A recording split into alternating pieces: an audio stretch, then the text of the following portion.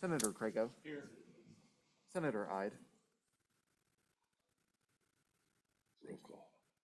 Aye. Here. Senator- Sorry, I was- He forgot to put I am. don't know. Senator McEwen. Okay. Sorry, Senator Clayton. McEwen, Senator McEwen. that's you. Are you here? Roll call. Here. Senator Pearson. I'm here. Chairman French. Here. Mr. Chairman, we have a quorum. All right, thank you, Clayton.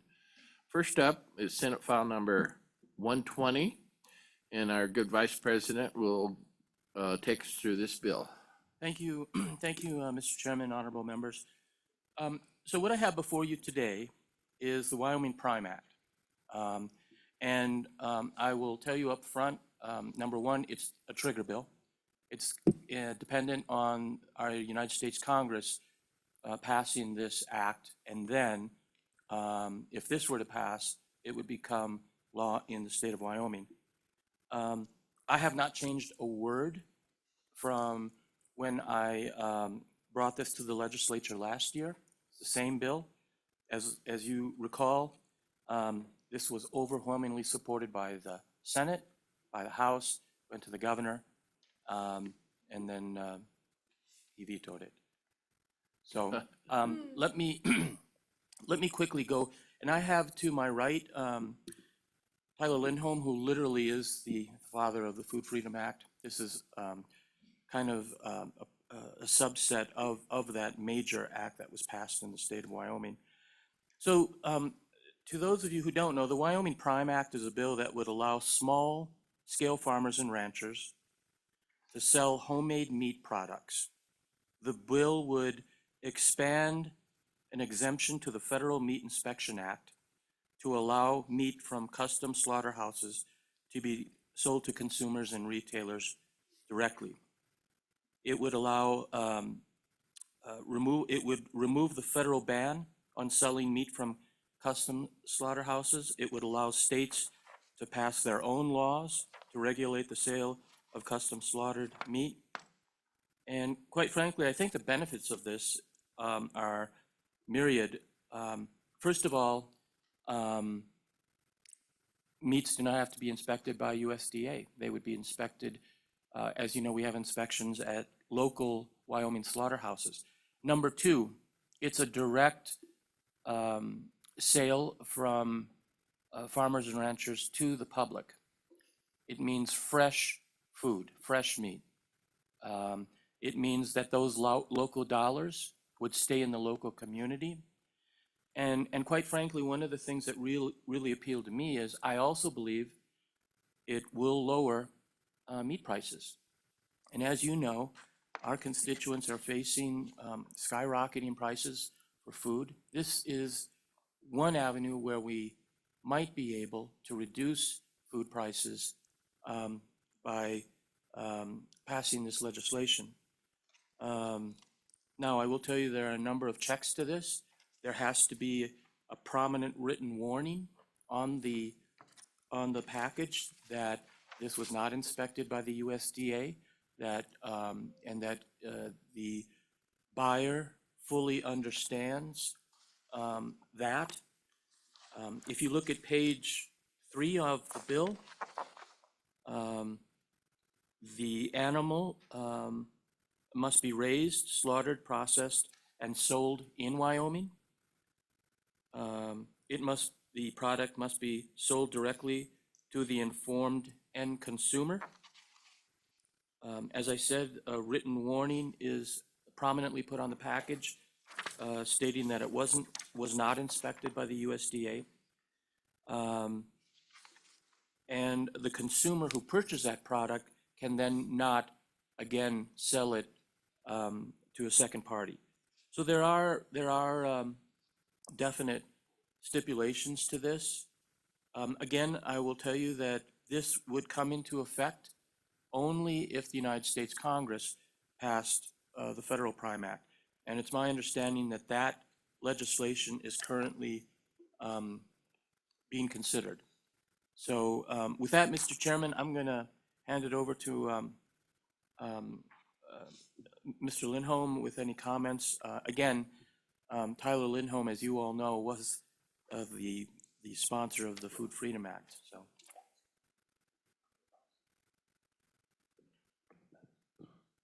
Mr. Chairman?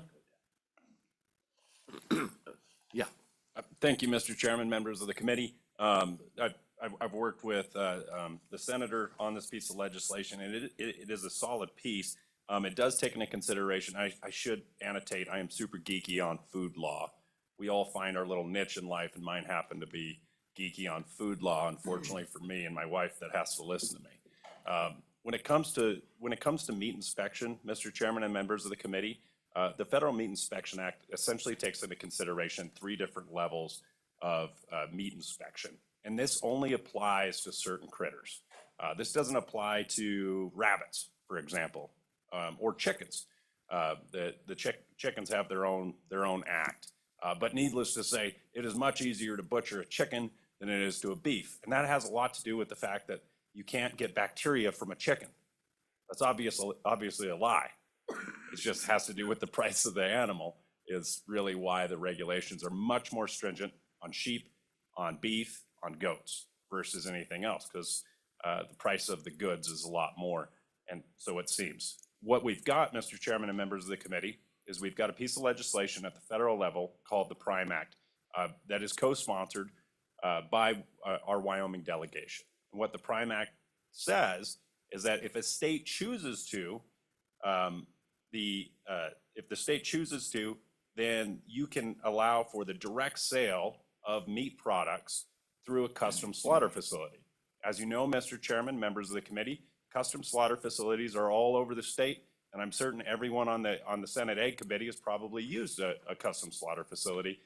And you primarily use those for when you're dragging your deer or your elk through and you don't want to butcher on your own kitchen table, or you bought a beef while it was still live on the hoof, and you can get it slaughtered for yourself. So the PRIME Act at the federal level amends the Federal Meat Inspection Act and says, if a state chooses, you can direct sell meat through a custom slaughter facility instead of having to go through a USDA or a state inspected facility.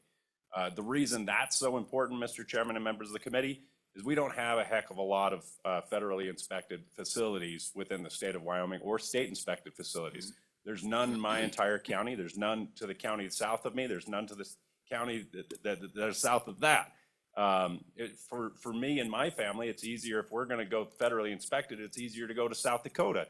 I would much rather my tax dollars stay in Wyoming. But the law is what the law is. So we await, hopefully, federal action to amend that.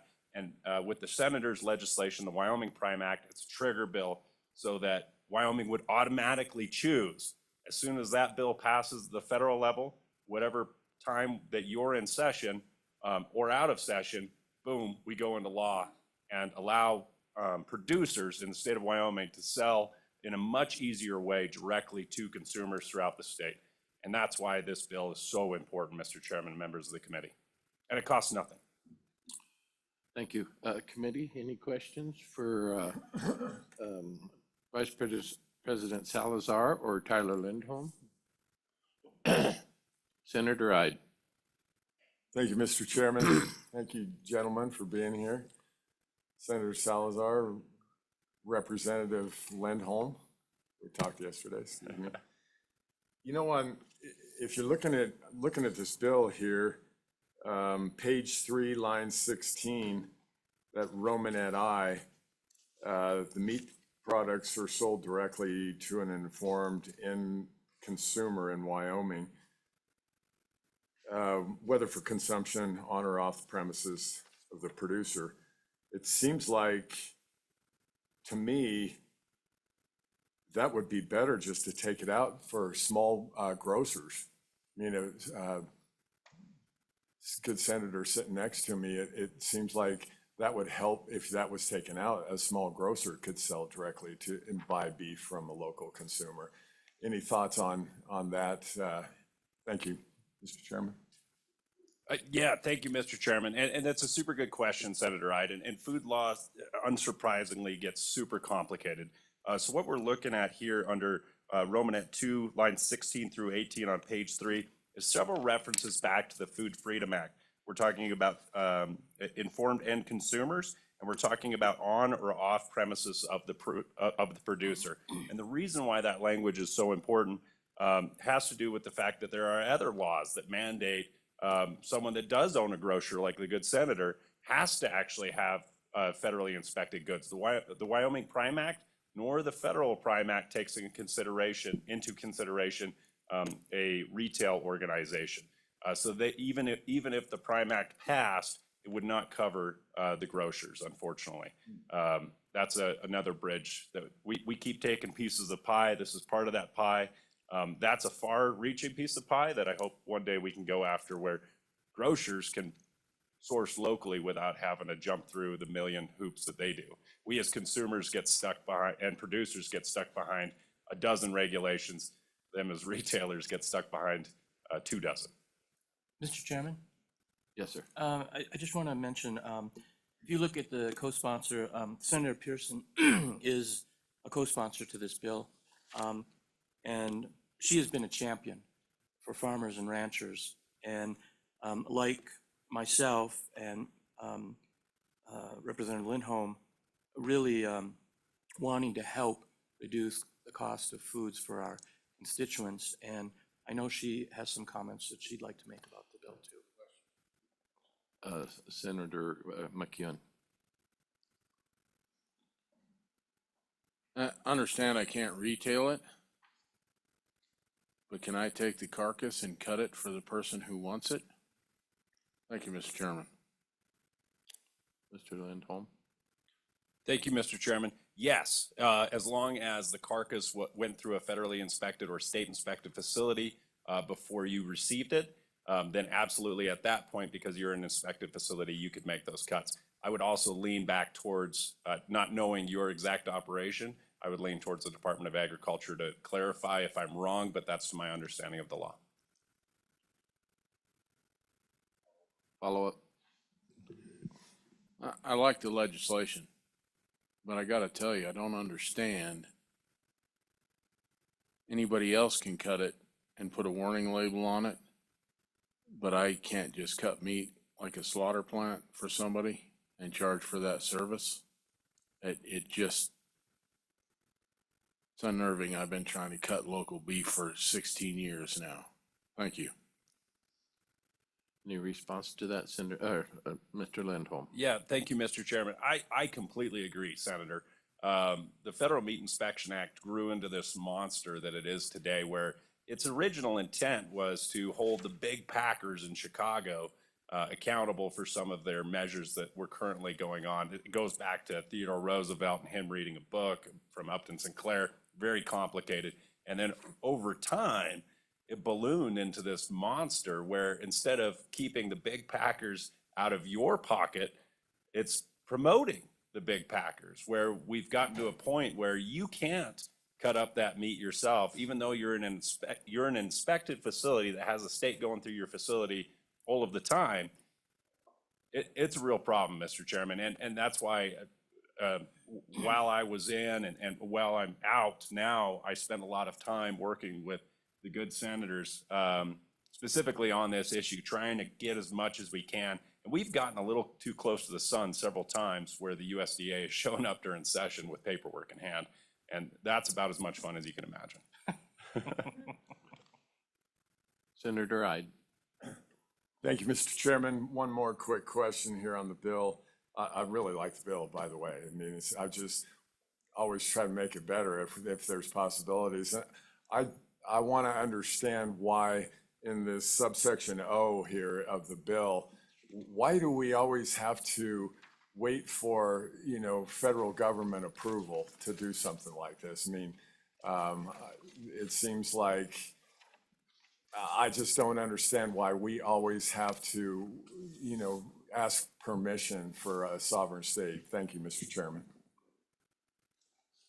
Anybody got a answer for that one? Yeah, Mr. Chairman, and that's a super good question, Senator Ide's question. And I'm absolutely going to make the good Department of Agriculture flinch in these statements, so I apologize in advance to Mr. Miyamoto. Here's the major rub for me, Mr. Chairman and members of the committee. We go through this dance and we dance pretty nice and we're good partners with the USDA and we follow their rules and try to get as close to the line as possible. All the while, just to the south of us, it's legal to have pot brownies, but we can't have a beef taco. It's really, really unfortunate situation. So at times, I certainly feel like, yeah, we should absolutely violate federal law and damn the torpedoes. And remove the trigger from this legislation. That, however, that would be very, very costly and we would absolutely end up in court. And I suspect we lose based on the Commerce Clause. As you know, Senator, the Commerce Clause is an overarching, touching everything situation. And I suspect that that's what they sue on. I'm also not an attorney and I'm just a rancher's son from Northeast Wyoming. I suspect that the good attorney on your committee would probably say, yes, please don't do that. Mr. Chairman, he really didn't mean violating federal law. That was just a nice comment. Yeah, I understand he didn't mean to say that. Senator McEwen. I'm gonna ask you if I understand all the current meat laws present. If I bought a mobile slaughter plant, I could literally park it in the back of my grocery store, outside, cut up a carcass, charge for the fee if this passes, but I can't take it inside, I can't wrap it, I can't put it on a shelf. Am I understanding this correctly? Thank you. Mr. Chairman? Yes, Mr. Lindholm. Yeah, thank you, Mr. Chairman. If it was a custom slaughter facility, mobile slaughter facility, and the federal law had passed, and this had passed, you would absolutely be understanding that correctly. Under the current jurisdiction of law, you would not be able to have, you wouldn't even be able to have the custom slaughter facility at the back of your facility. It's, yeah, Mr. Chairman. Follow up. We have a saying in the Army for stuff like this. We are literally pole vaulting mouse turds. Thank you. With that, further comments for these two from the, okay, as a courtesy to the co-sponsor, Senator Pearson, would like to comment, please. Thank you, Mr. Chairman and members of the committee. So last year, when this bill was vetoed, I think our governor said that this would be too confusing to the consumer. When it was vetoed, this was one of the bills that broke my heart. I was calling all of my representatives and saying, what are we gonna do? What are we gonna do about this? So this bill, and I'm speaking from the livestock producer end of this. This bill cuts out the middleman. This bill takes the handcuffs off of producers that for years have been dictated by the markets. An example, one year we might get $1.15 a pound for our lamb, and the next year we might get $2.50 a pound. Yet in the grocery stores, you're paying upwards of $25 a pound. In restaurants, for two little tiny lamb chops, you're paying $50. This allows our consumers the choice to know exactly where their meat is coming from and exactly what was put into these animals as far as vaccines and feed. As many of you know, and I wanted to run a bill this year saying that the state of Wyoming would not allow mRNA vaccines to be injected into our animals. But people thought that would be too extreme. And there was no way that it would get passed. But it is happening. They're trying to put this into our vaccines, to get it into the animals, to get it into us. For once, producers can dictate the market of their product. In my mind, this is absolutely necessary to help meat producers take back some sort of control in the market that is heavily subsidized by foreign meat. I think, as you know, Sherry Steinmetz said yesterday that a large percentage of the beef that comes into the country is foreign. 70% of the lamb that comes into the country is foreign. And that's what's dictating our markets. I mean, obviously along with the slaughter facilities that decide when they want and don't want to work and, you know, having limit numbers and things like that, but this bill is absolutely necessary for a direct producer to consumer market where the producers can dictate the market and the consumer can spend less money on their meat. And they know what's gone into that animal. So thank you for allowing me to testify. Committee, any questions of the co-sponsor? Seeing none, thank you. Thank you. I'll open it up to public comment at this point. You, yeah,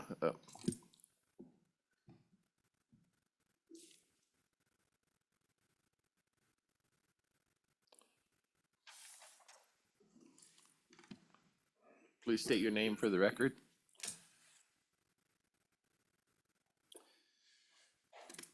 Good morning, Mr. Chairman, members of the committee. Doug Miyamoto with the Wyoming Department of Agriculture.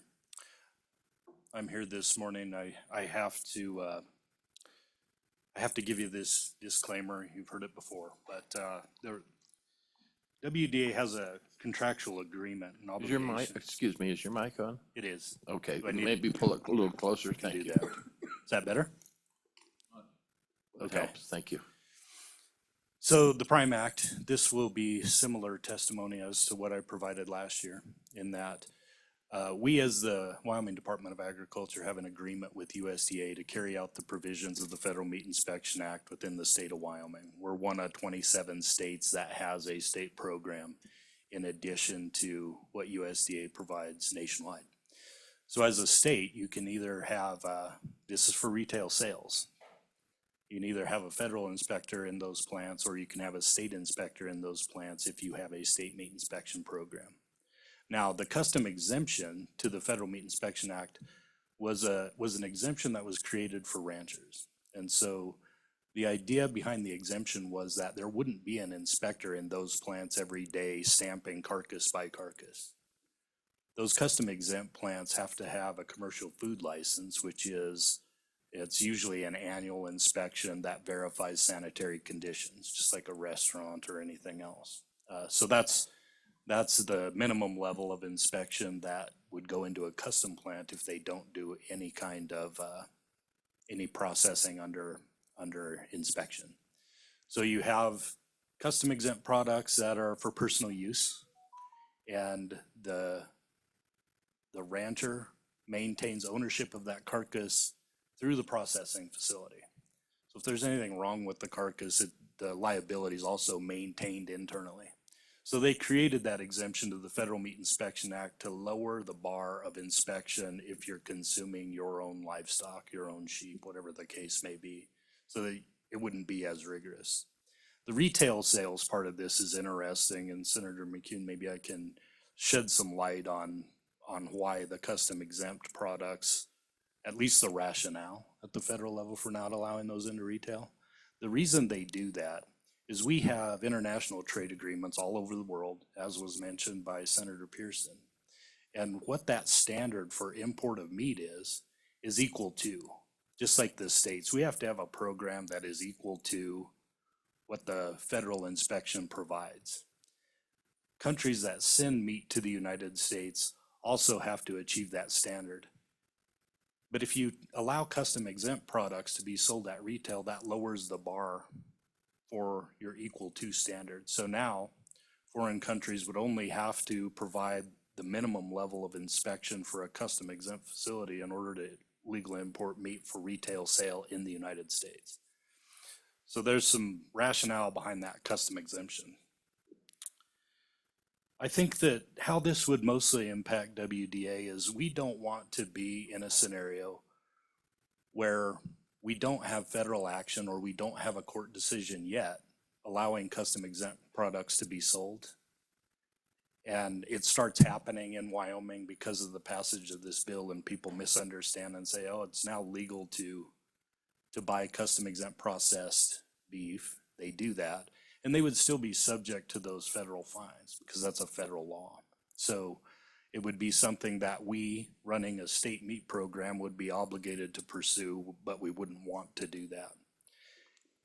If the Prime Act were to pass at the federal level, we would immediately allow for the sale of those custom exempt products as prescribed by federal law. We would do that anyway.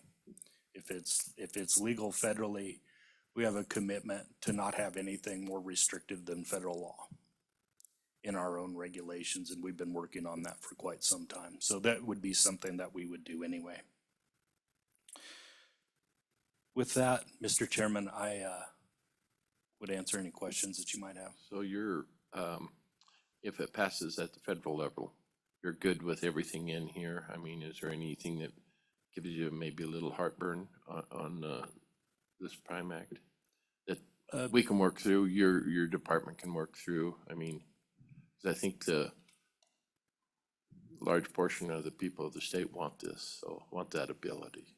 Yes, Mr. Chairman, and we understand that. It's very clear to us that the citizens of the state and this body want as much allowance of flexibility that the Federal Meat Inspection Act would allow and then some.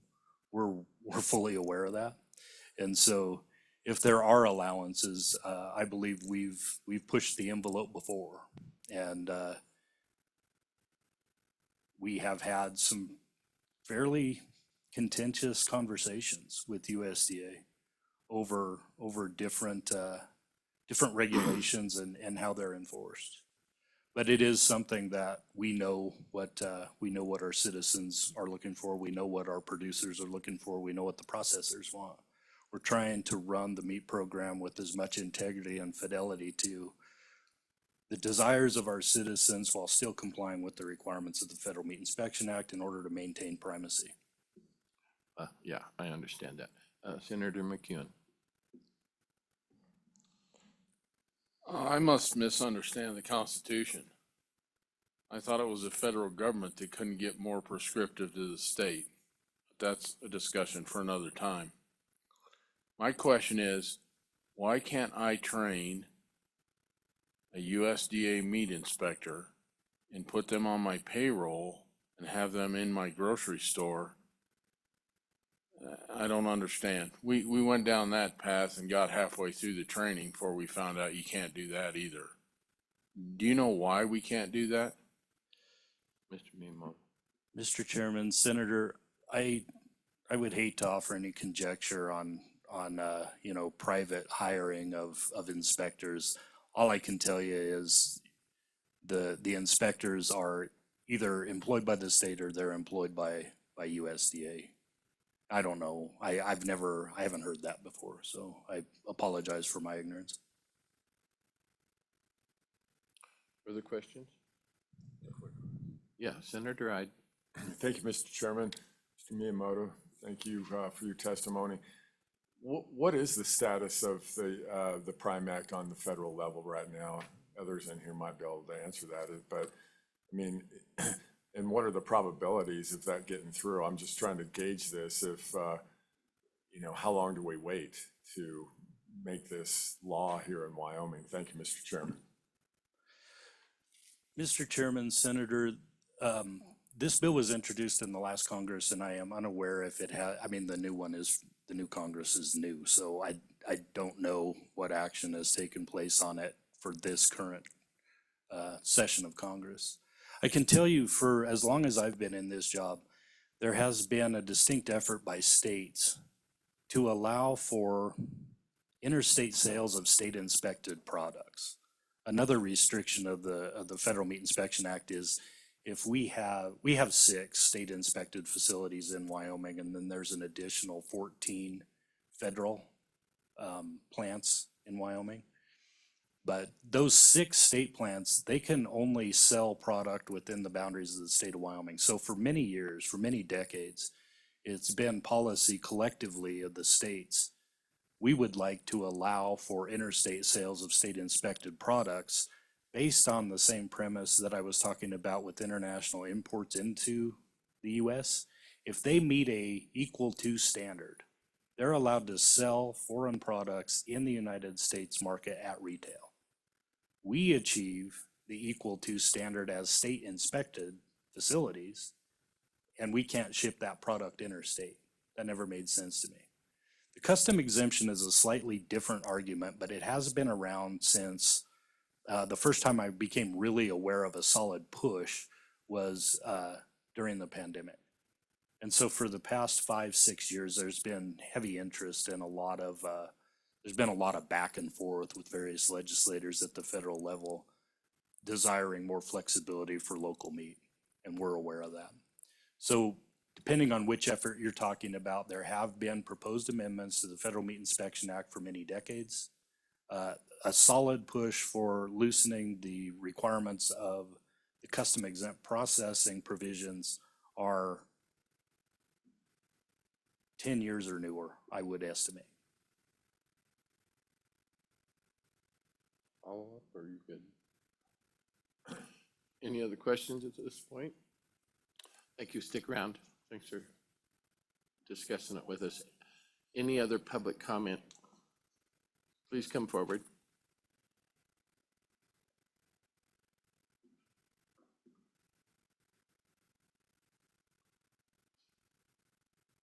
If you would state your name for the record and make sure your mic is on and pulled closer to you.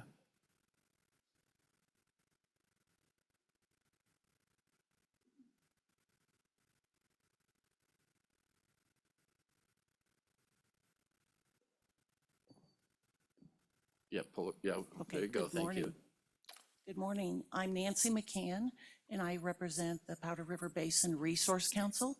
Our membership it has 1,500 members in it that has ranchers, landowners, and business people. We're here today to provide our support for this bill. And we believe that it supports local producers, the local economy, and helps producers serve the local consumers of Wyoming. And that is a key thing, to be able to contribute to a healthy and affordable eating, so that way you'll be able to get stuff that is Wyoming made. And we do support that, so I'll just keep it short and say we appreciate this legislation and hope that it moves forward. Thank you so much. Any questions for Nancy? Seeing none, thank you very much for your testimony. Further public comment? Doesn't look like any in the room. I believe we have a couple online, don't we? If you'd bring them in.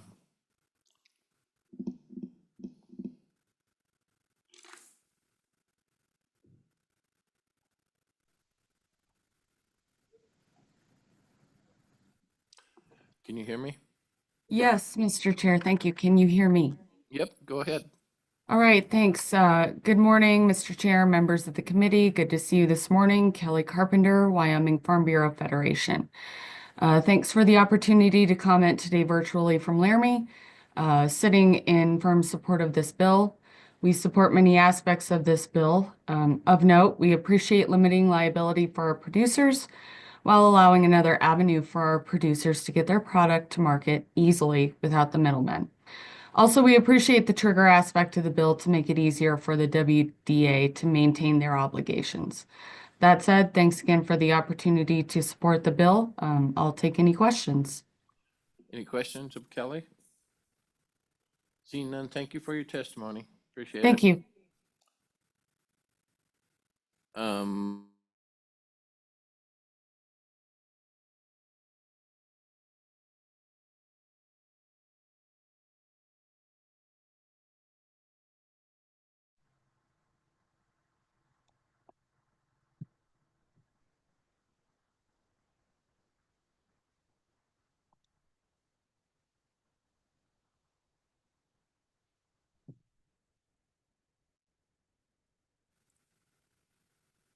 Thanks for joining us. Can you hear me? Can you hear me?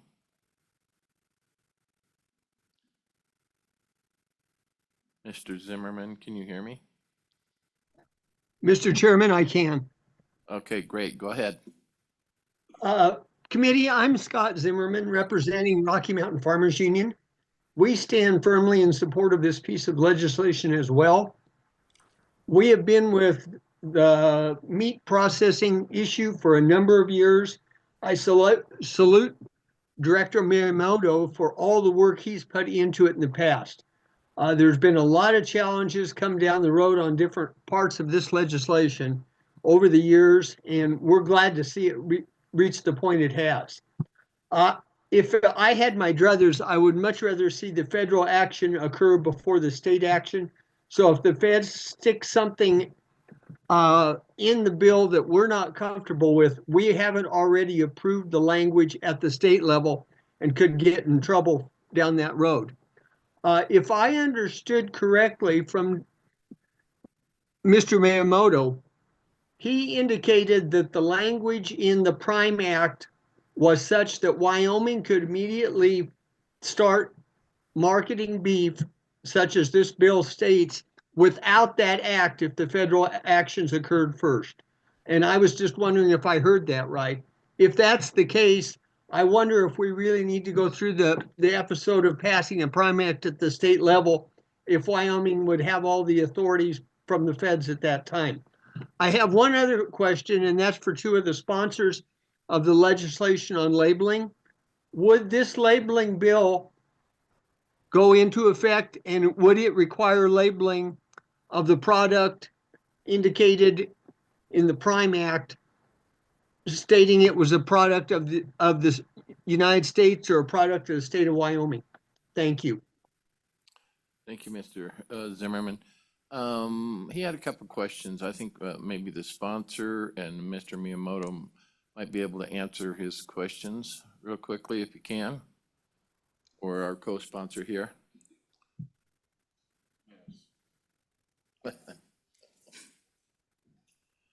Okay, who wants to go first? Mr. Lindholm, Director.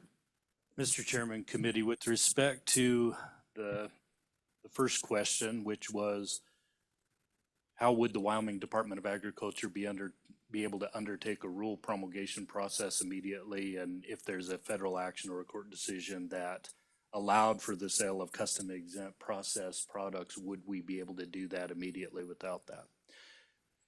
My answer, my opinion is that we would begin an emergency rule promulgation process right away in order to make conforming amendments to our regulations so that we could allow for the sale of those products in the state of Wyoming. So the answer to that is yes, we would make that change as soon as possible. Thank you, Mr. Miyamoto. Mr. Lindholm? Thank you, Mr. Chairman. Just to add on to the labeling question that was asked, the Prime Act at the federal level, just to touch on that really quick, because that was asked of Mr. Miyamoto, it has not been filed by Representative Thomas Massey yet, but he hasn't failed to do so in the last 5 Congresses. So I suspect that that's coming shortly. And then on the Senate side, that's always filed by Senator Angus King out of Maine. He hasn't failed to do so. So I suspect that we're going to see that also.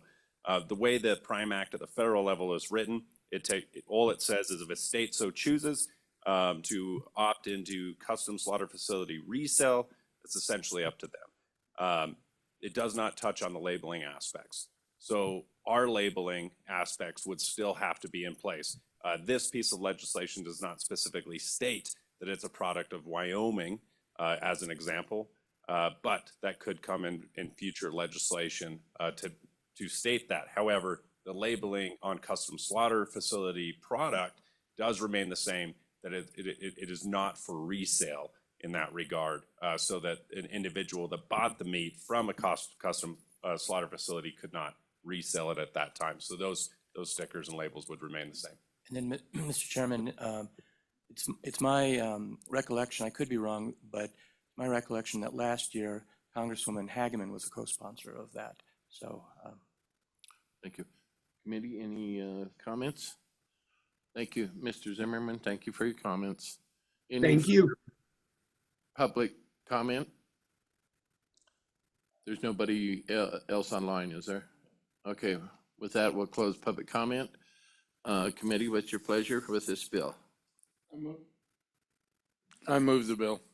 Bill's been moved by Senator McEwen. Second, Whoever. seconded by Senator Pearson. All right, we'll quickly go through this.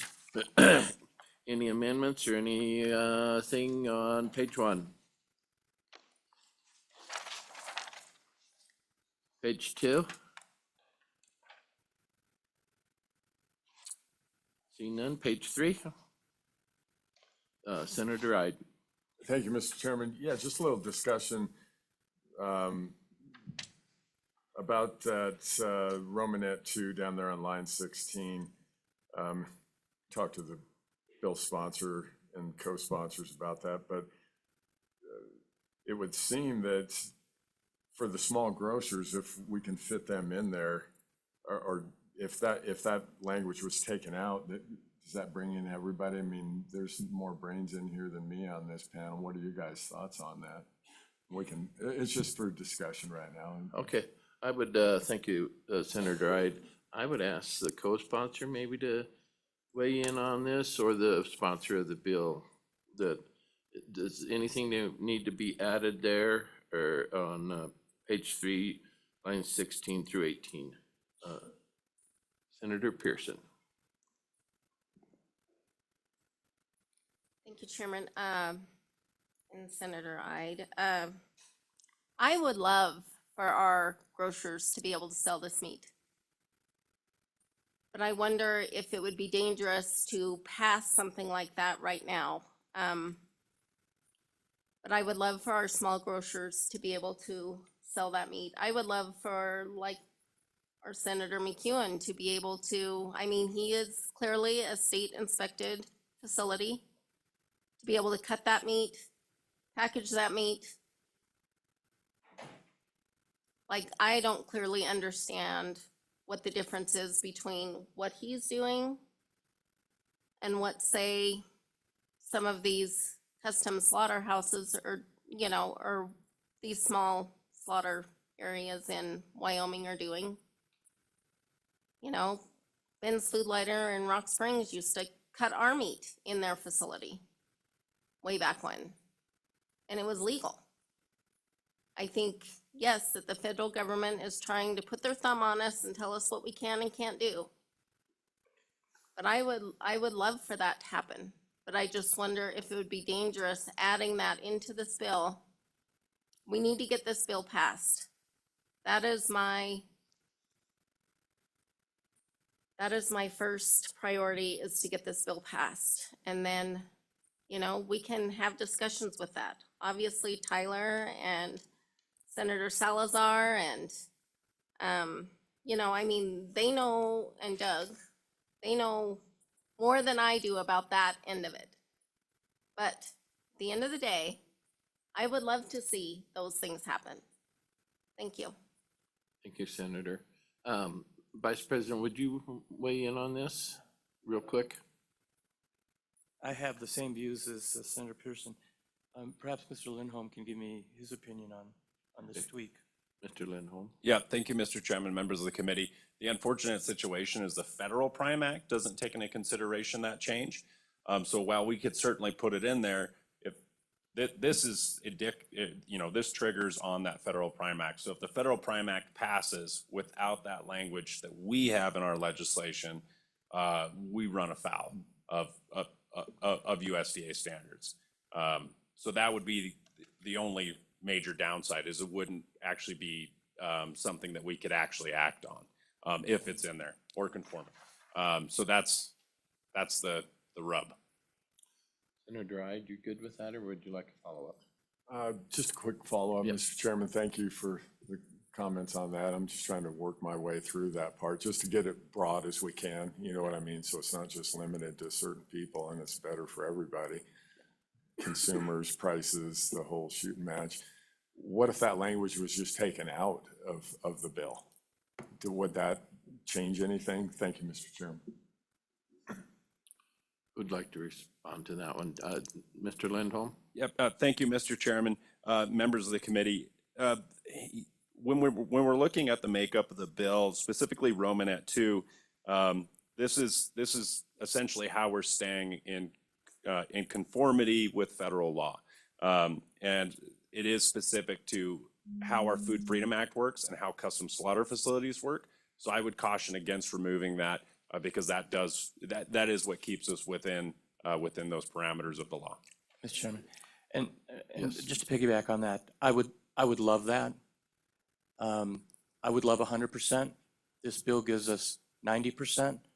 I'd rather have 90 than nothing, so, but, yep. That's good, good conversation. Are you good with that, Senator Dyer?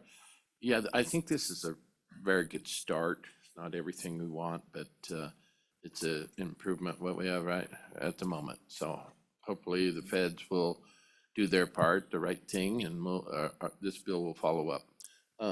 Further, thank you. Any, Senator Ide, are you good with leaving that in there? Okay. Page 4, any amendments or anything on 4? Seeing none, page 5. And then page 6. Seeing no amendments, committee, are you ready for the question? Okay, question being called. This is a roll call vote for Senate File 120. Senator Crago. Aye. Senator Ide. Aye. Senator McEwen. Aye. Senator Pearson. Aye. Chairman French. Aye. Mr. Chairman, that is 5 ayes. All right, thank you, everybody. Next up is on our plate here is Senate File 127. And Senator Boner will walk us through this bill. And I believe there are some amendments. They should have that already. I believe there's some amendments too from the senator, so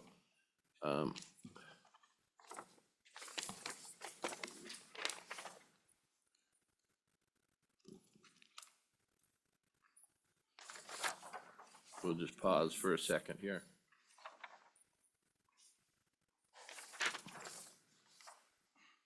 Commissioner, this is after the amendments are applied. That's what this copy is. Okay, with these in it. Correct. Okay, thank you. Boy, a lot of trees perished. I know, I'm like going. Oh, is it the same one? Yeah, it should already, your commissioner already have that, Mr. Chairman.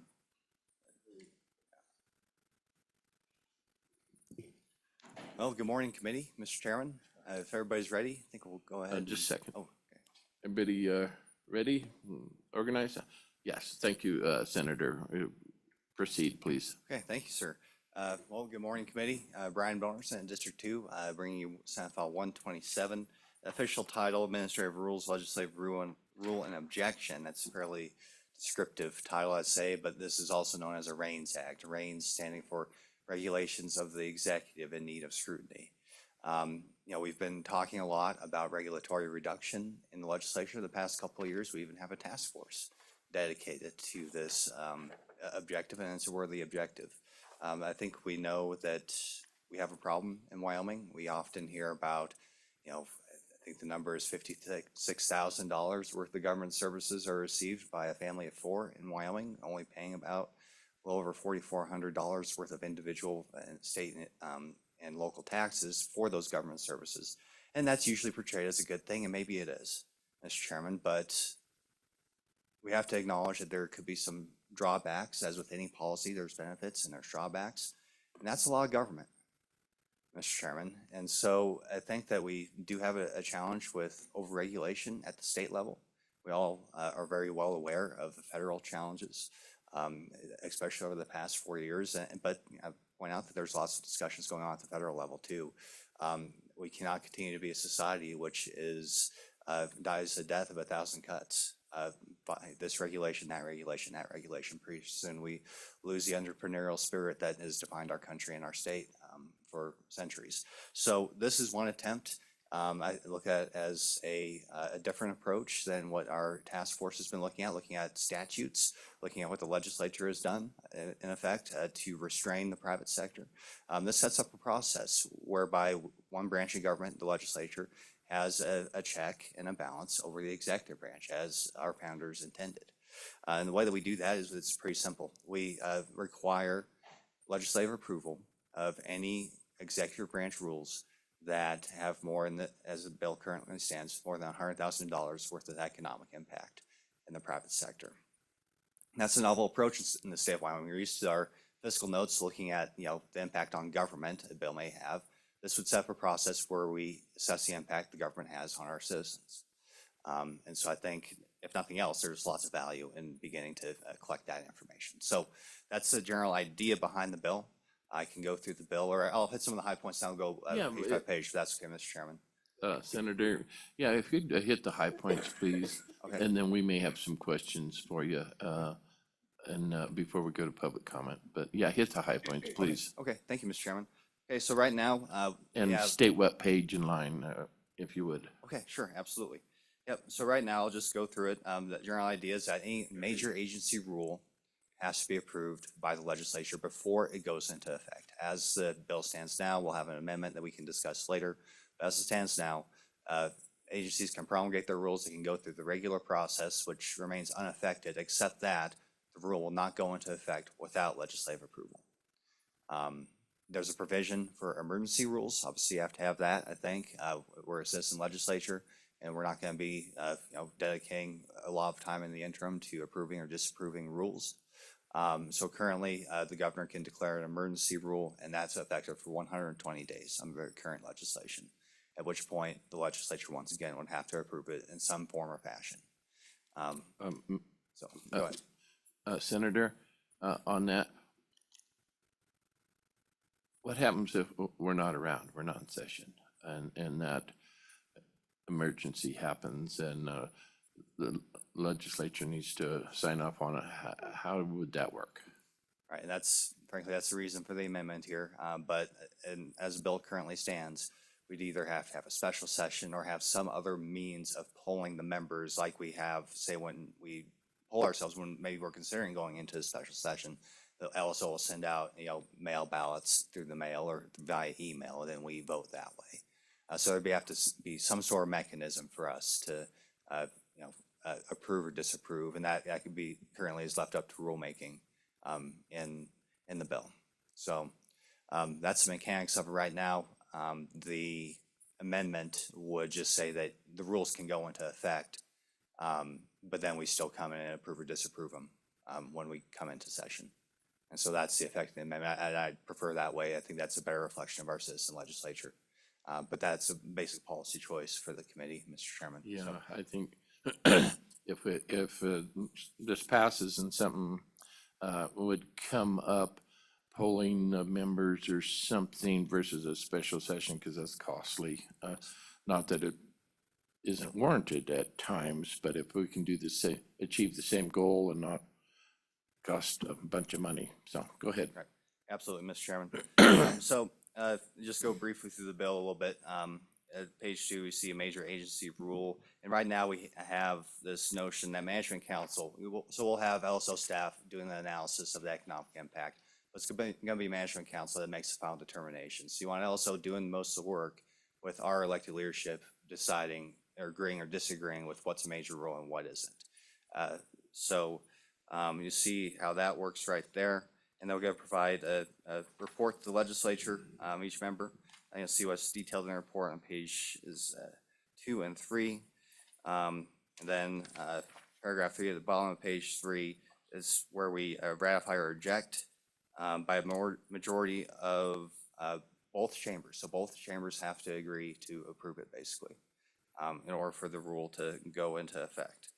It's important to note that if a rule is received within the last 15 days of a regular session or any session, then at that point, we don't really have enough time to go through it. Our staff doesn't have enough time to, do that analysis, and then it'll be kicked to the next session. So we make that clear line there at the bottom of page 3. hate to interrupt you, Senator, Mhm. but can you, on page 3, 14, 15, whatever, what if one part of the legislature says no, the House disagrees with the Senate or vice versa? What happens then? Well, then the rule doesn't go into effect, Just my understanding. Yeah. expires. Okay, Right. thank you. Continue. Yep. Okay, and so then going on to page 4, you see the provisions for an emergency rule.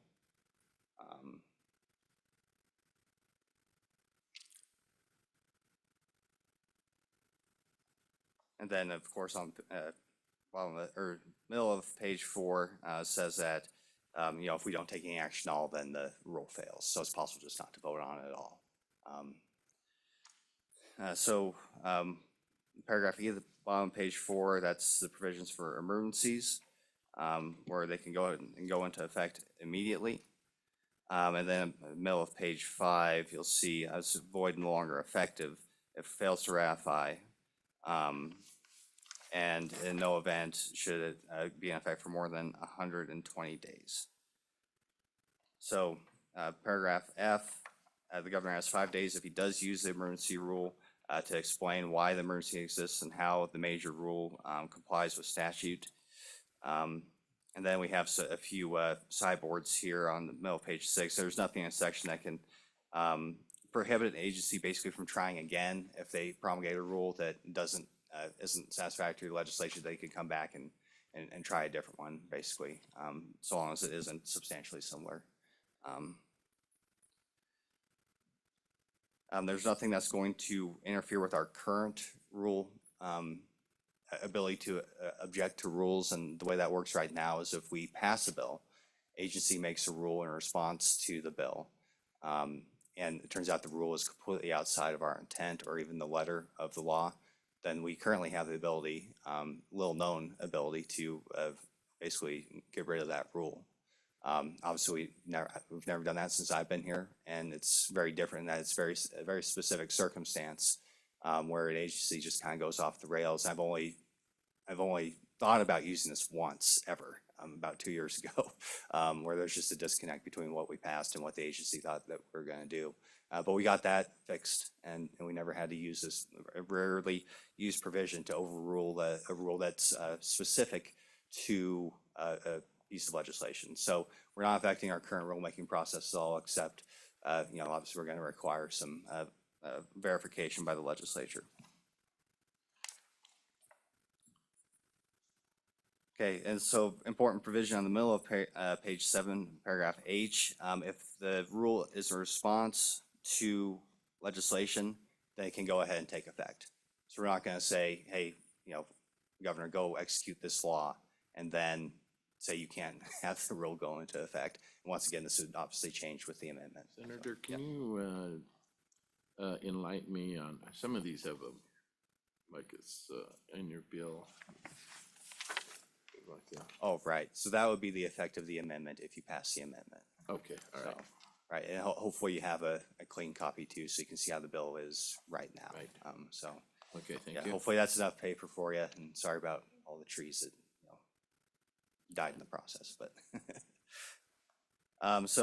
Going on to page 7, so currently the bill has 2 employees slated for LSO, chief economist, so we would be hiring economists to do this analysis as to what the impact is on our economy. I feel very comfortable with that. When you look at the size of state government in the state, and you look at the size of our legislature, there's a pretty significant disparity. We have a significant amount of state and local government in Wyoming, and one of the smallest legislatures in the country. So I think this is a separations of powers issue, and these 2 employees would be focused on protecting our citizens. That's a classic function of government. It's what our founders talked about, with the 2 or 3 branches of government competing with each other to produce good results for our citizens. So as much as I don't like hiring new employees, I think that it's very well justified in this circumstance. Are they permanent employees? Yes. Sorry, okay. Yes. Thank you. Yeah, you'll see the appropriation at the end, Mr. Chairman, so. Okay. So I have a chief economist, And this goes through the processes that they would go through, kind of give them some guidance as to how they're going to interact in this process. And so no later than 15 days after the rule is submitted, they have to provide notice to each member of the legislature, and then they have some 60 days, and that's a little bit later, to do the full impact analysis. And so pages 9 and the top page 10 are all just a laundry list of all the things that we expect in this report. Bottom of page 10, once again, that's the interaction between the staff and the management council, making sure that the analysis is available not just to the legislature, but to the public. And then the management council, currently we have to do it within 15 days. They're going to make that ultimate decision, because I think it's important that elected officials make this decision as to whether this qualifies as a major rule or not. Page 11, line 5 has that 60-day requirement. And then on page 12, we get into the important definition of what qualifies as a major rule. Top page 13 right now, it has something, it's any rule that has more than $100,000 worth of economic impact. So that's a hard and fast line that, look forward to your input as what the appropriate number is there. And then we have kind of more general qualifications. It has a significant impact in the state for investment, productivity, competition, and employment. And then, changes in social and cultural relations as well. Think of, a lot of the things we saw during the pandemic. And things that are going to affect our businesses, and even, I'm not sure I'm all that worried about this in Wyoming, but, some of the more, I guess, social issues that sometimes get pushed, there's a provision in there as well. So it's up to the committee whether we want kind of those more gray areas in the definition or not. But I imagine that most of the discussion will be around that, the $100,000 limit. And a lot of the rest of this is simply conforming amendments, basically to the end of the bill here, Mr. Chairman. Just making sure that we incorporate these new provisions into current statute. Then, very important, page 22, $400,000 appropriation for no more than 2 employees. And then also very important, July 1st, 2026 implementation date. So this is the request of our LSO. They want a full year to kind of get spun up. And also, Mr. Chairman, I would say that this gives us a chance to, as they begin to prepare to do this work, we have a pretty good idea of what, from a technical standpoint, would need to be changed in order to make this policy as effective as possible. So in conclusion, Mr. Chairman, as I said, I think we do have challenges with overregulation in the state. This is an opportunity for us to really begin to assess the economic impacts of not just the executive decisions, but our decisions as well in the legislature. I think it's important to have that feedback and to do a better job, frankly, from our perspective, the legislature's perspective, of keeping track of all the rules that are promulgated throughout the state. Since 2014, there's been over 1,400 rules that have been promulgated by the executive branch. So, roughly over 100 a year. And so that seems to be a lot to me. So that's a new rule rule 2 every week. So with that, Mr. Chairman, I hope you can agree that this is a good concept that needs to move forward. It's consistent with, I think, something we all know is a situation that can use some improvement, which is making sure that our citizens are free to innovate and work and make a living without undue government influence. With that, I'll stand for questions. Can you comment on, I get where you're coming from, but this is increasing the size of government with the additional employees and that cost, and that's every year. That's not just today. Can you comment on that? Yes, Mr. Chairman, I think that when you have a economy that produces $40 billion worth of goods and services, the $200,000 or so every year that we're spending to restrain regulation on that economy is going to more than pay for itself. Once again, this is a basic function of government where our founders envisioned different branches of government competing with each other, providing checks and balances on each other, and the ultimate benefit is that we leave our citizens alone because we're busy focused on each other, right? So yeah, I think there's a clear economic benefit that well exceeds the fiscal note. Okay, committee, questions of the bringer of the bill at this point? One quick one. Senator Iden. Thank you, Mr. Chairman. Senator Boner. We talked prior to this, and the one amendment that you made to the bill, page 13, line 3, where you increased the $100,000 to $500,000.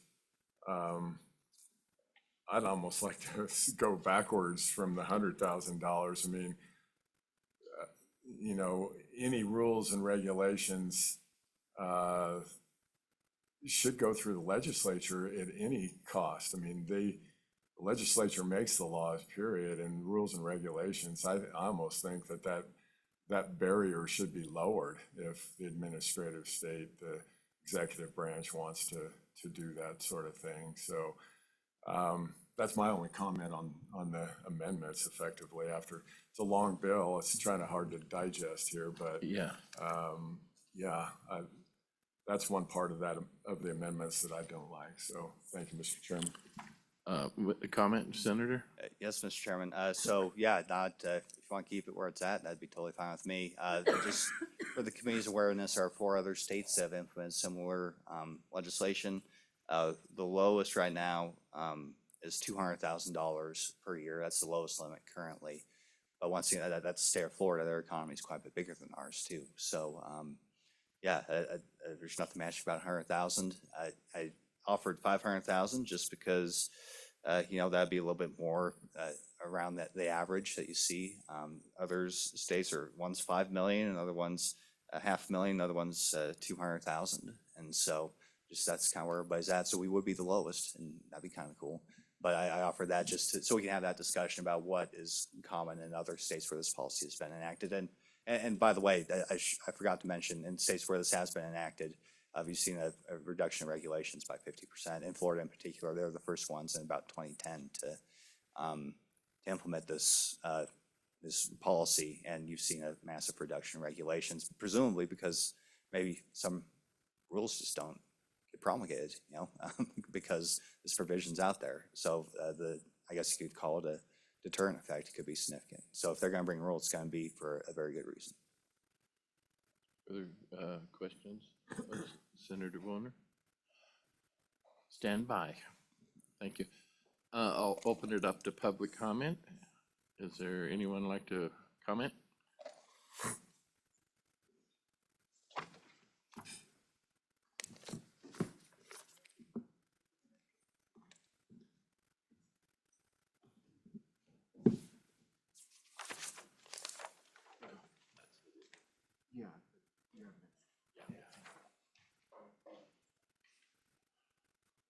Okay, if you'd state your name for the record, please.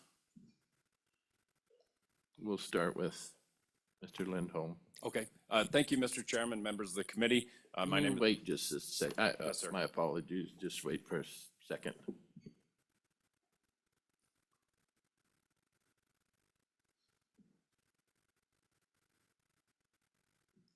Lost part of the team, didn't we?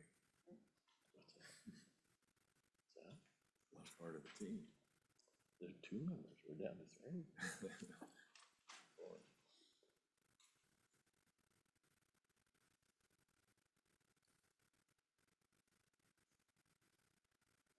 Okay, go ahead. Continue. Thank you, Mr. Chairman. Mr. Chairman, members of the committee, my name is Tyler Lindholm. I'm the State Director for Americans for Prosperity here in the state of Wyoming. And Mr. Chairman, members of the committee, we are very pleased with this piece of legislation. This is a great little bill that does a lot. In particularly, one of the biggest aspects on why we support this is because it does drive towards that transparency and legislative oversight in the Wyoming regulatory process, which is completely lacking as it currently stands right now. And I'm not one to say that there's boogeyman around every corner, Mr. Chairman and members of the committee, but there is a significant cost to doing business in the state of Wyoming in certain circumstances. One of the pieces that my organization did is we reached out to our digital action takers, our volunteers across the state, Within just a short few days, we had 81 petition signers. A lot of folks across the state of Wyoming see this as a way to rein in that out of control regulatory environment. But also, Mr. Chairman, members of the committee, there's a real appetite for holding someone or having the capability to hold someone accountable for these regulations. As it currently stands right now, that option really isn't there.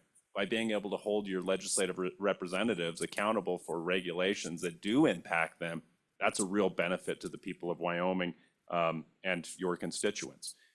I wanted to provide, Mr. Chairman, members of the committee, a real life example about how this legislation could work. Obviously, it's not law here, so we look to other states. As an example of something that happened in Florida, Florida's agriculture commissioner, Nikki Fried, attempted to introduce a rule that would remove styrofoam packaging from grocery stores in 2021. I know Senator McEwen has probably tired of hearing about your grocery store this morning. But this is something that was attempted. Senator McEwen. Just the opposite. We can talk about my grocery store all day long. Thank you. Thank you, Mr. Chairman, members of the committee. Absolutely right.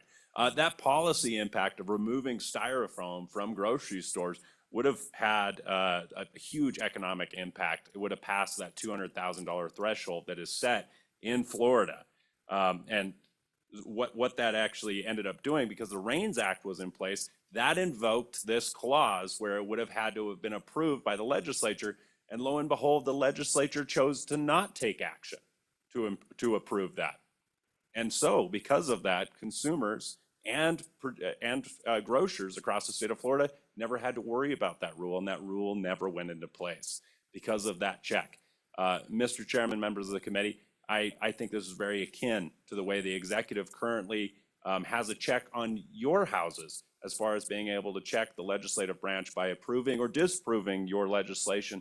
And I think this is an appropriate check on the executive by approving or disapproving major agency rule and having that threshold of just major agency rule. I think, Mr. Chairman and members of the committee, I think that's a great check and a balance of powers. Mr. Lindholm, do you have something, an example in the state of Wyoming where this might, don't mention names, but where this could be helpful? Florida's a long ways away, so if you could, thank you. Yes, Mr. Chairman, members of the committee, I actually reached out to, and I can't say names because he asked me not to. And I said, sir, do you have any examples from any of your clients that you'd be willing to talk about? His clients are terrified to step forward in this regard. I can say it's in regards to DEQ standards. In some areas of DEQ, our standards are much higher than the EPA, and their preference at this point would almost be to the point of they would rather be regulated by the federal government than the state government in certain circumstances. He asked me not to name any names or name any specifics, so I'm going to respect that. But Absolutely. when Mr. Chairman and members of the committee, when we're at a situation where we pride ourselves in primacy, the last bill you just saw was all about primacy. We want that control so we can provide better opportunities for our communities, for our people, for our businesses in the state of Wyoming, and pride ourselves in being a business-friendly environment. But when we've got situations where we've got companies that would rather be regulated by the federal government, we're failing. And so this would be that opportunity to check and push back. Committee, at this time, any comments or questions for Mr. Lindholm? Thank you. Stand by. Thank you. State your name and. Thank you, Mr. Chairman. Can you hear me okay? Yeah. Joe Rubino, I'm the Policy Director and Counsel with the Secretary of State's office. Secretary is definitely in support of the bill and the concept of the bill, and we were working through our office on its implementation. As the committee may or may not know, the Secretary of State acts as the registrar of rules under the Administrative Procedure Act, which essentially means that we're the clearinghouse for all agency rules to file their notices of intent at the beginning of the rulemaking process, at the point of promulgation, and that's at the beginning of the notice and comment process, as well as the adoption memo when agencies finally adopt. To accomplish this statutory duty under the Administrative Procedure Act, our office has developed the Wyoming Administrative Rules System, providing both the public as well as agencies promulgating administrative rules a platform to view proposed and final rules and open those up for public comment during the 45 plus day public comment period when agencies promulgate rules. This system was built electronically and it's administered by our Administrative and Technology Division. Speaking briefly to our interaction with agency rules as it pertains to this bill, our office works with agencies as they create what we call internally administrative rule packets. So they have their initial rule packet, the agency, when they go out for public comment, and that's posted on our administrative rules system. During that 45-day notice and comment period, the public, any members of the public may go on our rule system to see where they can submit their comment either for or against the proposed rules, which is then taken into effect before the agency either withdraws the rules or adopts the rules. So speaking briefly to our interaction with the bill, the rules packets, they follow strict timelines for promulgation, then at least 45 days of notice to the public and allowing comment. That's all tracked within our administrative rules system as currently specified by statute. And then when the agency finally adopts the rules, they have 10 days to upload the final rules packet, taking into account any comments received by the public or anything else that they took into consideration during the public comment period. And that's what's called the final rules packet that triggers what currently under the Administrative Procedure Act, the review by LSO and their recommendation to Management Council and Management Council's ultimate recommendation to the governor. The governor under current statute has 75 days from the date of adoption, not the date that they're submitted to our office, but from the date of adoption to either adopt the rules, he can line item the rules, or if he does nothing, then the rules are null and void. They won't go into effect. So as noted in the fiscal note we provided to LSO, and I believe that's been provided to you, this bill would have an impact on these timelines as they pertain to major agency rules only and would require the Secretary of State's office to make modifications to the WAR system, our administrative rules system, to accomplish the same tasks for rules that are deemed major agency rules so they don't follow the timeline requirements set forth that are already built into the system. These modifications would include adding the ability for our administrators to convert a final rule packet or emergency rule packet to a major agency rules packet if this is determined by the Management Council in accordance with, I believe it's on page 10 and on page 11 of the bill. In speaking with the director of our technology and administrative division, our estimate is that this impact would cost between $36,000 and $45,000 as noted in our fiscal impact. This would be the estimated cost of the work that we would need to create the new rules packet types for major agency rules to essentially pluck them out of the system so that they are tagged as a different type of rules packet and don't follow the ordinary process and then go into, well, not go into effect, but follow that main trajectory to go into effect when they're ultimately filed by our office.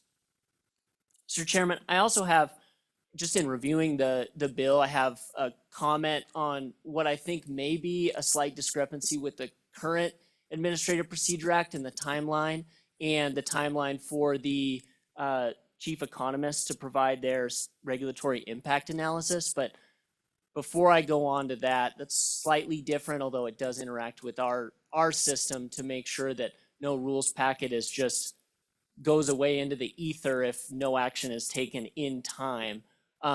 Be happy to take any questions about our administrative function with respect to the Administrative Procedure Act and our duty as the Registrar of Rules. Any questions for Mr. Rubino from the committee?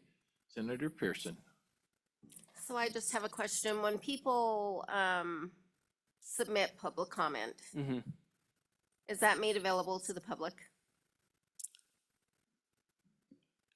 Yes, I believe that there's a number of ways that public comment on the initial notice, the notice of intent to promulgate rules that an agency sets out at the beginning. They have a place on the form that's uploaded on the packet, that's uploaded to our office, that's then put out to the public about where the public can submit comments. For our agency, when we have promulgated rules, that's been to our agency designee, the sort of the point person.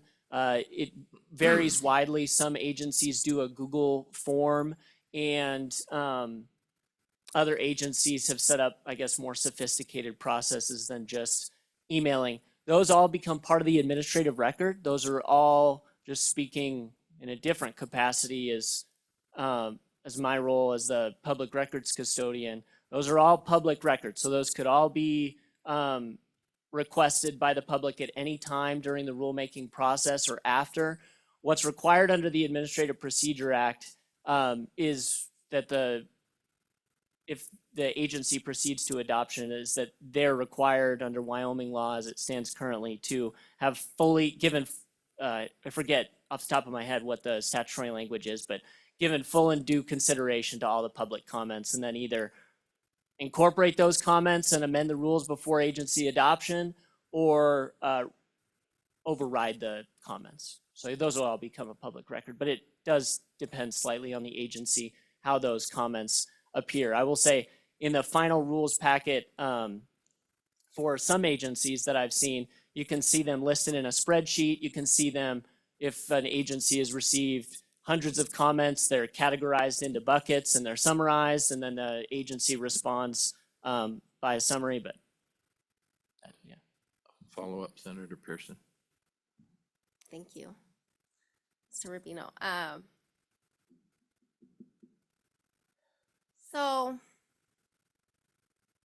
I've seen over the last several years, people are scared to comment on certain issues that affect what they are doing. Even though they totally disagree with rules that are being promulgated, they're fearful. They're fearful to comment. They're fearful to let their ideas be heard for fear of retribution, or, that they might be fired, or, do you think that that affects a lot of this public comment? I know there are several instances where people didn't comment because they were worried that they would lose their job and they won't comment. And so that's worrisome to me. If we're making these public comments available to everybody to read, that worries me. Although I think that people should be able to see what other people are thinking, but the problem is that a lot of people won't comment on different issues because they're worried. They have to provide for their families, right? So what are your thoughts on that? Before you answer, thank you, Senator. We've got about 30 minutes to get this wrapped up, or we'll have to lay it over to another time. Please comment. Thank you, Mr. Chairman and Senator Pearson. Yeah, absolutely understand. And although it's not necessarily the topic of this bill, just speaking in my capacity as the point person for some of the proof of residency to vote, to register to vote, you certainly, I think, saw that, and people would contact. And I think that that's up to the agency as it exists under the current law. That's not part of the rules packet that's recorded for our system. It includes the agency responses to those, and so it's up to the agency whether or not they publish those. Further, Senator Ide. Thank you, Mr. Chairman. Mr. Rubino, thanks for the comments, testimony on this.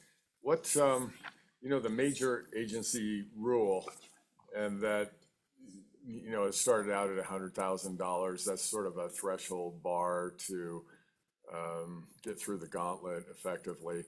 and then it's been raised. Do you have any comments on the limit on that? I think the lower the bar, the better, in my opinion. What's your thoughts on being, you know, in your position there, what you guys have to deal with? Thank you, Mr. Chairman. Your comment? Thank you, Mr. Chairman. Senator Ide, yeah, great question. And I think, you know, you raise a great point. I think that's a policy position for the legislature. I mean, certainly, I think the lowest is 200,000, as Senator Boner had said. I think that Wyoming has different demographics. So it would certainly be a policy discussion for the legislature. I definitely understand where you're coming from. Further questions of Mr. Urbina? Thank you. Mr. Chairman, if I could briefly go through just one point on Yeah, there like with I the timing. said, we have other public Okay. comments, so yeah, make it quick, but we'd like to hear from you. Well, on page 11, I just want to go through, right now, we have the statutory structure is we have 75 days from the date of agency adoption. The governor has, that's sort of the outer bandwidth that the governor has to either adopt a rule or line item veto, or if he does nothing, the rule is null and void. But the way that the bill draft currently reads, and this is sort of a legacy of what the interaction is with Title 28 as opposed to Title 16, which is the Administrative Procedure Act, is that on the bottom of page 10 in subparagraph D, not later than 15 days after receipt of the analysis, it's referring to the analysis provided by the chief economist. The chief economist has 60 days after the rules submitted for review under 28.9.103B. 28.9.103B specifies that after agency adoption, the agency has 10 days to submit it for review. And so I guess the concern is that ban starts 60 days, the time period after 28.9.103B. That could be up to 10 days after agency adoption. So 60 plus 10, and then you have Management Council has 15 days after receipt of the analysis. This is could be theoretically up to 85 days after agency adoption. But right now we have 75 days after agency adoption. If the governor does nothing, then the rule could go away. And so if Management Council has not deemed a rule a major agency rule, say everybody takes the maximum time allotted, the agency takes up to 10 days to submit it under Title 28, and then the chief economist takes 60 days, the maximum time, that puts you at 70 days. And then if LSO doesn't meet until 15 days after receipt of that analysis, then you're at 85 days. And so I guess conceptually, and I'm happy to take this offline afterward, but the not later than 60 days, it may be good to amend that down 10 days, like not later than 50 days. But I just wanted to raise that for the committee. Thank you. Senator Boner, could you come up and kind of address that concern if there's a remedy for that real quickly? Yes, thank you, Mr. Chairman. I think that's a good catch. Appreciate the Secretary's office being here. They are the subject matter experts as far as the process goes. And yeah, it's simply the provision there is meant to make sure that, you know, the work gets done in a timely manner. You know, it could be less, obviously, but I think that's a good point. There's nothing magic about 60, I'll tell you that. And so, yeah, if we want to reduce it to 50, recognizing that it could be up to 10 days under the current Title 28, that'd be fine with me. Okay, thanks. Stick around. Other further public comment? Yes, sir. Come up.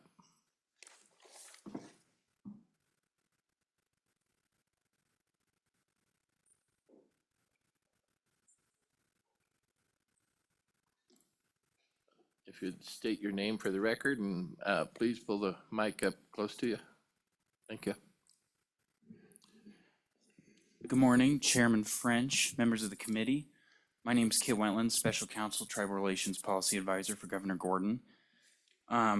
Obviously, the governor's office has an interest in this bill, and I think I'd like to walk through several very serious concerns we have with how this could potentially derail and harm Wyoming citizens by the way it could add more bureaucracy, more work, and more government to a process that already is admittedly fairly complicated with several steps for checks and balances.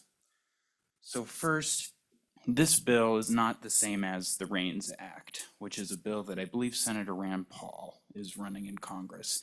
However, it's heavily influenced by that. And there's a template version of this bill, or different versions sort of, that are being pushed around several states in the country currently. This is the Wyoming version. You may hear that, well, we haven't heard any horror stories from any other states, so what's the big deal? And the fact of the matter is, for several states, at least for one, Kansas, the most recent, we really don't know yet. They haven't ratified any rules under this new system, and we don't know if there's an issue yet there. But moving on from that, you've heard several arguments in support of this bill, and I think the first one is this provides more transparency and accountability for government and rulemaking. Also, that it will decrease the regulatory burden on citizens and reduce government bureaucracy. And frankly, the governor agrees with both of those two goals. There's no issue with those two goals. The problem is this bill, far from being a little bill, is a big bill. And it does the exact opposite of those two goals. It potentially subjects needed rulemaking that protects Wyoming citizens from overreaching federal regulations, specifically from EPA, Department of Interior, BLM. It subjects that to more bureaucratic man-hours and review here, and also subjects it to unrelated political pressures during a ratification session. And then the resulting administrative consequences significantly increase the bureaucratic process when it comes to administrative rulemaking. That resulting potentially years-long delay can decrease government efficiency in a way that harms citizens, because those more stringent federal standards can come into play if Wyoming loses primacy, and it can increase government due to the need for staffing and costs. And I'll get to this later, but the economic analysis, the way the agency and LSO would have to interact with very speculative and estimated economic analyses, is a very hard thing to do. There's a lot of data that will need to be had for those analyses, and a lot of analysis will go into reports. Currently, we believe that, and also I want to note, I haven't seen the amendments, but I think I have a general sense of the emergency rules would extend until they were either ratified or not ratified at a later session.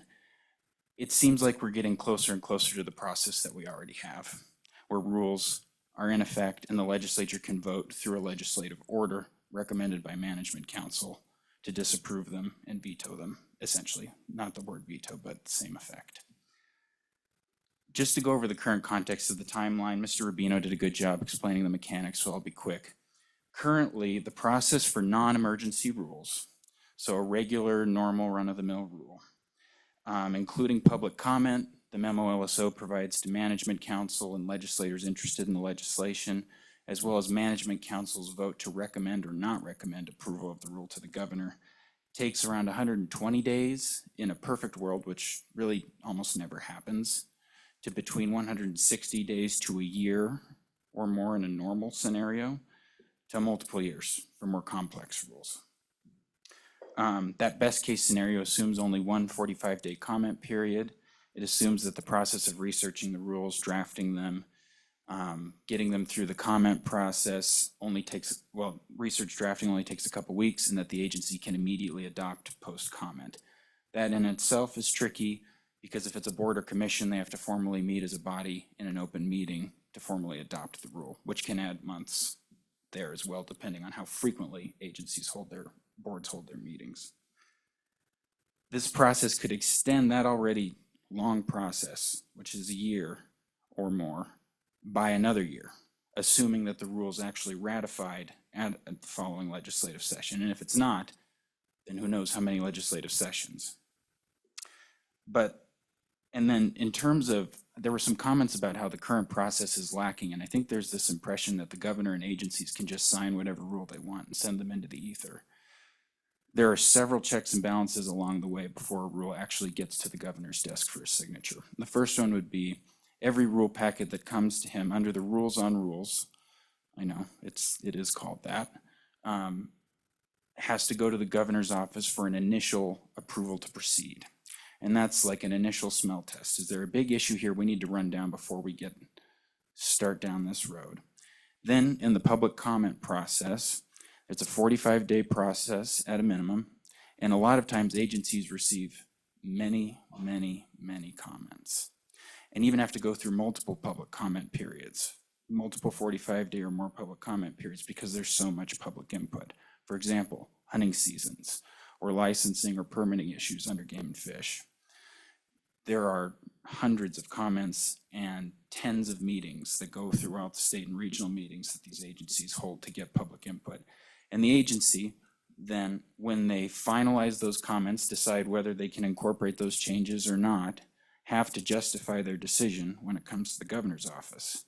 I do a review on every rule that comes through the governor's office before recommending signature to him. And I have to look under the Administrative Procedure Act on whether the agency substantively considered, I believe, each of the comments. And if they don't, we send them back. We've done it before. Those checks and balances are more than nothing. And they take a lot of time.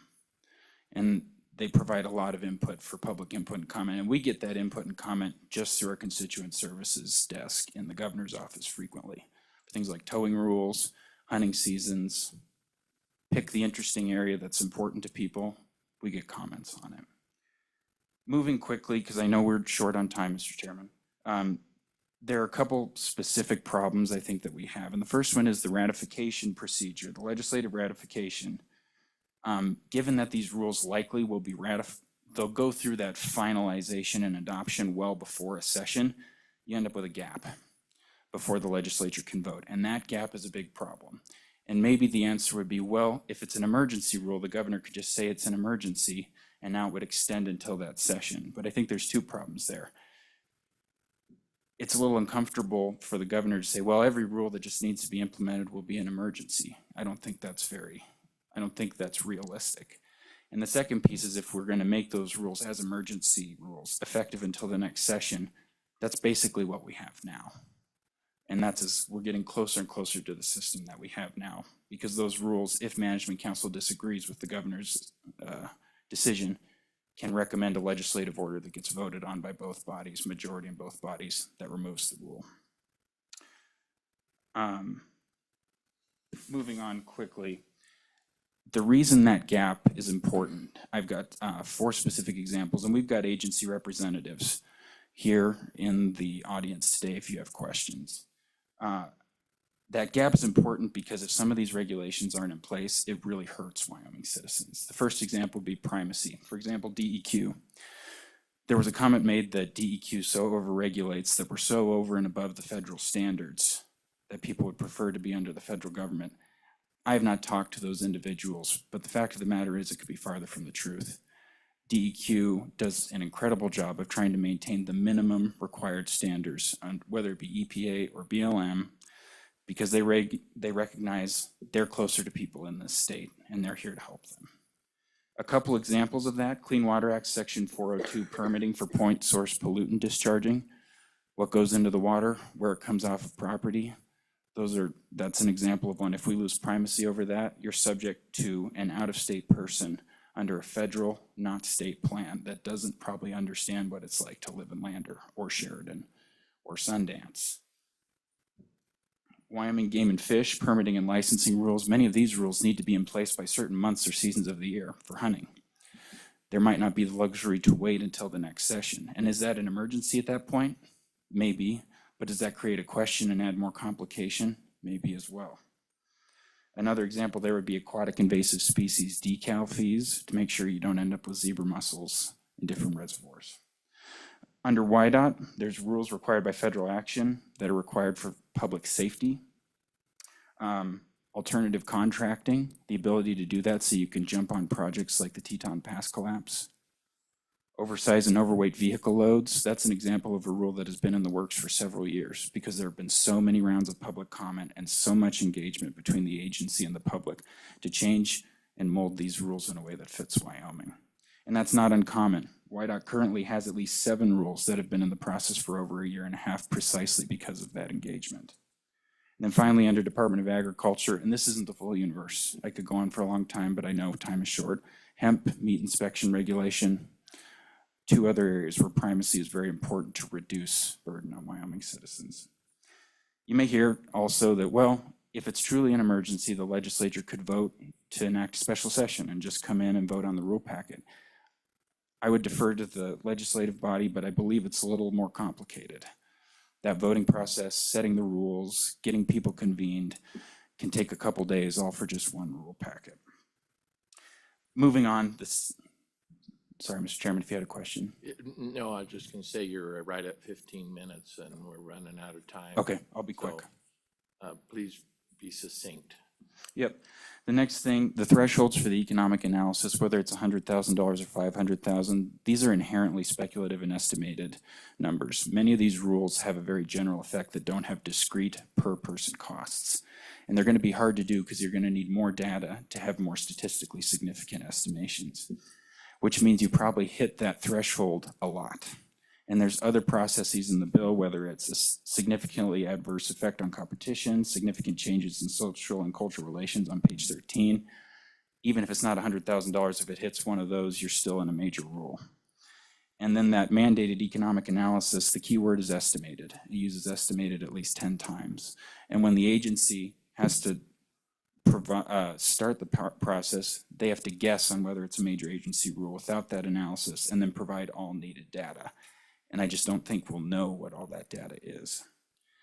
Finally, I think in summary, while the bill means well, those two goals, like we said at the beginning, are things the governor supports. It doesn't reduce bureaucracy. It actually adds bureaucracy. And it complicates a process that provides already for a lot of public input. Is it perfect? No.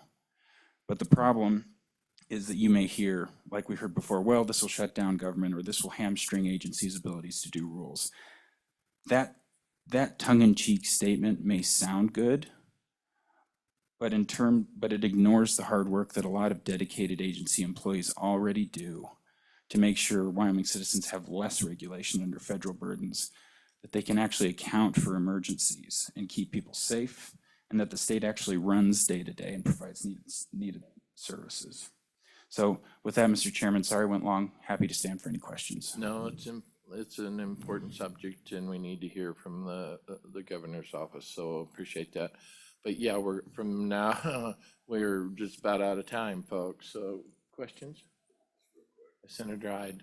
Thank you, Mr. Chairman. I'll be brief here. Just as kind of a statement, our traditional form of government, the sole authority to pass any laws is in the legislature. And, rules and regulations, if we have them at all, should go through the legislature to get approved. So I don't know if, just listening to your testimony, it sounds like, I don't know as I agree with you on lessening the bureaucratic state by passing this legislation. So thank you, Mr. Chairman. Quick comment, please. Mr. Chairman, Senator Ide, to your point, I agree that I think it's a good thing to note, rulemaking was delegated to the governor's office by the legislature. It's a delegated authority. I agree that that's an authority of the legislature delegated to the executive branch. The one thing I will say is if the legislature does truly want more oversight and authority over agency rules, then they have the ability to fully remove that delegation and the legislature could fully write all of these rules and do the process themselves. And that's where I would say for this to function, it needs to be a true delegation one way or the other. And if we're going to revoke that, let's not do it by half measures. Okay, any other questions, follow-up or anything? Thank you. Stand by. Other public comment? We're gonna have to start setting time limits on folks, or we're not gonna get this worked. Other public comment? Seeing none, we don't have anybody online, do we? All right, I would close public comment. Senator Bonner, if you could come back up, please.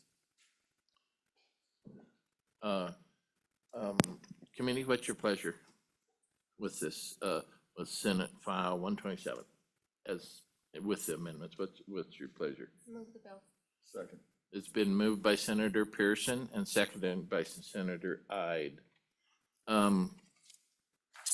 Senator, if you would address all those amendments, I think that's the main thing, because we need to act on that first before we get to the bill, if you would, please. Thank you, Mr. Chairman. So the amendment would, I've had extensive discussions with the governor's office. And the amendment is a reflection of some of their concerns. And I think that, that there's some good points there. We don't want to become a full-time legislature. So the amendment is very simple, even though it's lengthy. It would simply allow rules to go into effect, but still retain the ability or the requirement for the legislature to ratify them if they're going to go into permanent effect. So rulemaking process is the same, but we retain the requirement to ratify the rules when we get back into session. If we do not, then the rules go away. So it makes it a lot simpler, alleviates the concerns that we heard from the governor's office, and I think some of them are legitimate. And I think it's wise to sort of back into this thing cautiously. It's a big change. And that's the best way of going about it, making sure we don't cause any unintended consequences. So that's what the amendment does. I point out that it also increases the threshold to $500,000. Maybe you can leave that part out, Mr. Chairman, but the rest of it does what I just stated. Run that back again. That's page 1393. Oh, your comment in this amendment, delete $100,000 and then insert $500,000. What did you just comment? My apologies. Yeah, perhaps make that not be part of the amendment. I think $100,000 is perfectly appropriate. Just delete that completely, or Yeah, just don't move that part of the amendment, I would say. take the whole thing out, or leave the 100,000? I'm a bit confused there. Just leave the 100,000. If we take it out, it'll stay at 100,000, so we can just remove the whole. Remove the whole thing. Yeah. Okay, all right. Continue, Senator. That's it. Okay, committee, Senator Pearson. I would like to add in the amendment that Mr. Rubino suggested. As far as the timelines. Oh, okay. Um, That was page 11, I believe. Would what that be a page was separate it? amendment from this amendment essentially? Oh, yeah, Yeah. so sorry, I'm yeah. out of line, aren't I? Or whatever it is. No, you're good. We'll do this one first, and then you can propose your amendment. Okay, thank you. So, Senator McEwen. Mr. Chairman, I would like to divide the amendment. Part one would be lines 24 through 27. And part two would be the rest of the amendment. And at that point in time, I'd call for the question on part one. And that is to remove that completely. Okay, any comments on part one of the division, lines 24 through 27? All those in favor of that, say aye. Aye. Aye. Opposed? I'm sorry, I'm Senator, just trying to figure out, so we're on the bottom yeah, one? Oh, It's- just 24 through to 27. yeah, that's the first, All right, I'm an aye on that one, okay, to remove that, right? okay. Question on part two? That passes. Part two, Senator McEwen. It's the rest of the amendment, and I call for the question. Okay. Hearing a question being called, those in favor of part two of this division on this amendment, say aye. Aye. Aye. That has passed. Senator, did you have any other amendments? No. Okay, Senator Pearson, you have a proposed amendment. Yes, what page was that on, as far as the, lot, 11? I believe 11. Okay, so I would like to, under line 5 on page 11, I would like to change that number of days to 50. To 50 days. All right, is there any Others, thank you, that's the amendment proposed. Senator, is that timeline mentioned anywhere else? It You looks know. like lines 12 and 13 as well, Mr. Chairman. Page 12 and 13? No, right here, lines 12 and Oh, thank you. Lines 12 and, Thank you. yeah, okay. If you'd add that to your amendment. Yes, I'm on lines 12 and 13. I would like to change that timeline to 50 as well.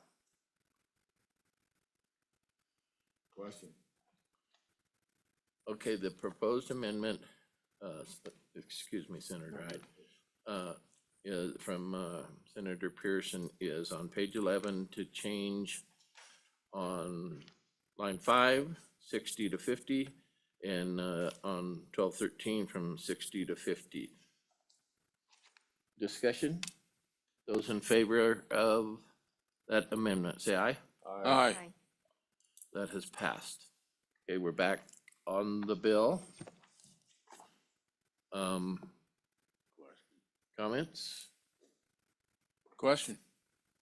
The question being called, Clayton? This is a roll call vote for Senate File 127 as amended. Senator Crago left Clayton, did he leave, yes, he left an absentee voting form vote for aye. he voted aye? Okay, That's thank you. correct, Mr. Chairman. Senator Ide, Aye. Senator McEwen, Aye. Senator Pearson, Aye.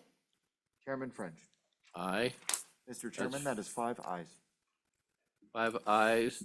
Senate File 127 has passed the committee, and it will be advanced I can guarantee you, much more discussion when it comes to the floor of the Senate. There'll be much more. Anything else before the committee? Seeing none, that committee's adjourned. Thanks, everybody.